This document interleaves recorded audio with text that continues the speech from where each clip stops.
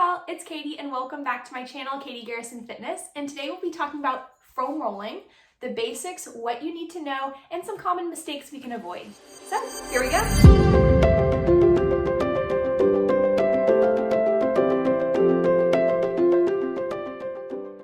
So as we're talking about foam rolling today, I'll be using this book as my reference, The Complete Guide to Foam Rolling by Kyle Stahl. And it is an excellent read, highly recommend if you are a foam rolling lover or just want to learn more about the muscle groups involved, things like that. This is a great book for general principles and guidelines. So that's what our reference material is today. So we're here to talk about foam rolling, right? But let's define it first, because foam rolling has a more complex name called self-myofascial release. And basically what that means is myo, the prefix, means muscle, and then fascia means the connective tissue of our body. So let's check with the experts and find our definition.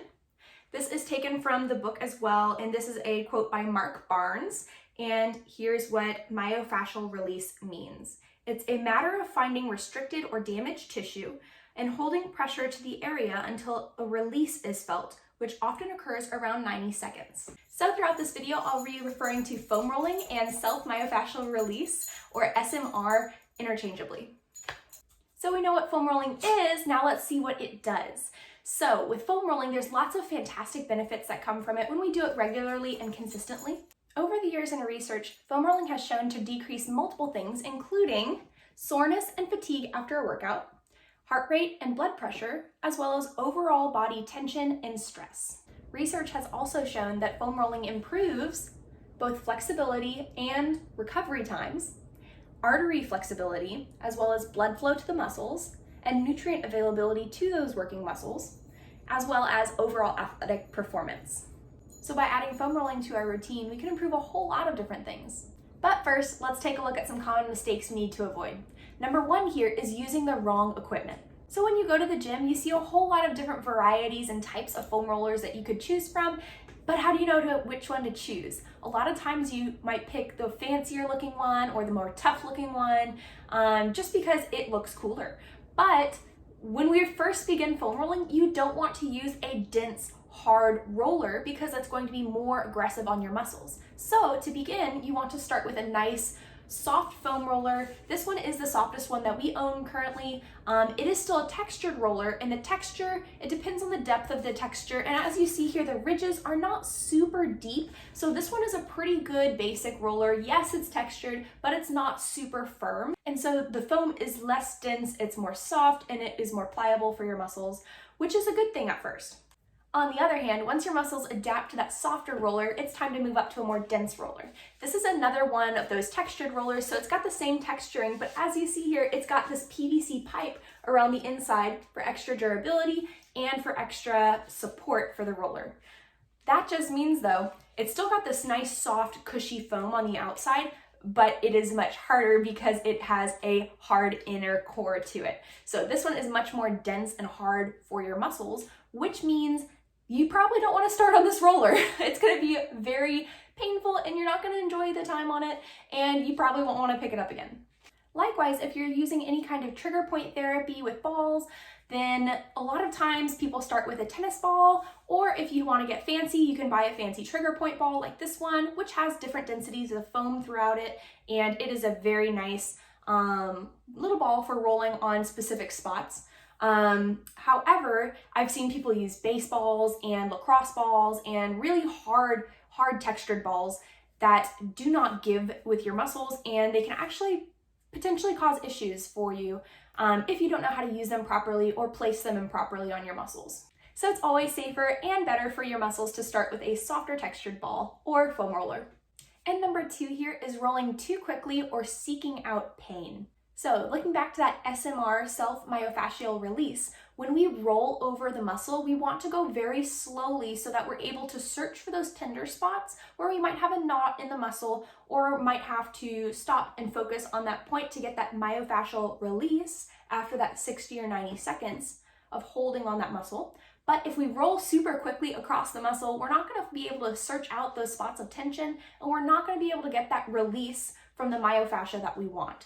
So rolling super quickly is a no-go.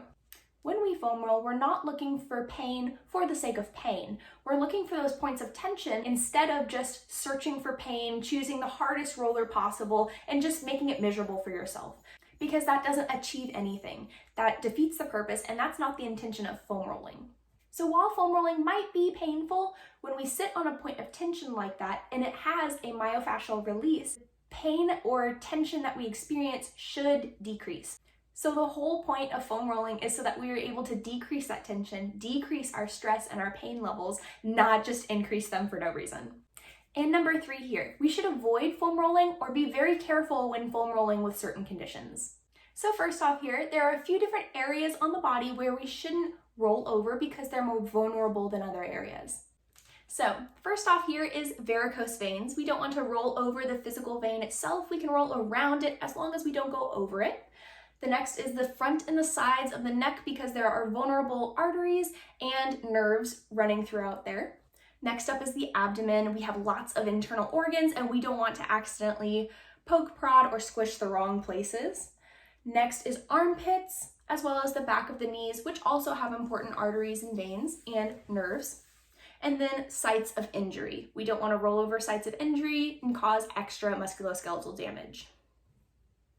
And the last thing here, we should either avoid foam rolling and talk to our doctors or be very careful when we foam roll with certain conditions. First off here is high blood pressure. Next is diabetes. Then we have osteoporosis and of course pregnancy. And then if we have ongoing chronic pain. All right, so we know what our mistakes are. Let's go ahead and look at what we should do when we start foam rolling. So number 1 here, we should always roll over areas that we know are safe. So I've already listed out a few vulnerable areas on the body, but big areas that we know are typically safe to roll over are areas like our quads, our IT bands, we can roll over our lats, we can also roll over our lower leg or calf area, different places that you know are safe, that are tried and true. And then you always want to grab your lighter, easier foam roller at first and then save that denser roller for later. And like I said earlier, always go slow. A nice slow cadence over the muscle is the best to elicit that self-myofascial release. And then a big one here, make sure you breathe. When you're foam rolling, a lot of times, especially when you find those spots of tension, it's easy to just hold your breath and hold in that tension while you're sitting on a spot, but we don't want to do that because it can increase our heart rate, increase our blood pressure, and we don't want that extra tension in our body. We want to be able to release that, and so focusing on deep, full, complete breaths while we're foam rolling is key. And like I said, we want to roll over the muscle until we find a tender spot, and then we stay there and hold on that spot until it lessens. And overall, we want to aim for about 60 to 90 seconds per muscle group when we foam roll. And research has shown that foam rolling is best when paired with normal static stretching. So pairing foam rolling and stretching together before or after your workout will produce the best results. We can use foam rolling only when we have a tender spot or are really sore after a workout, but as we know with everything else in life, consistency is key. So the best results always come when we're consistent over time. So I hope you enjoyed today's video. The question in the comments today is, do you foam roll and has it been effective in your exercise routine? So like and subscribe and I'll see y'all next week. Stay healthy. Bye.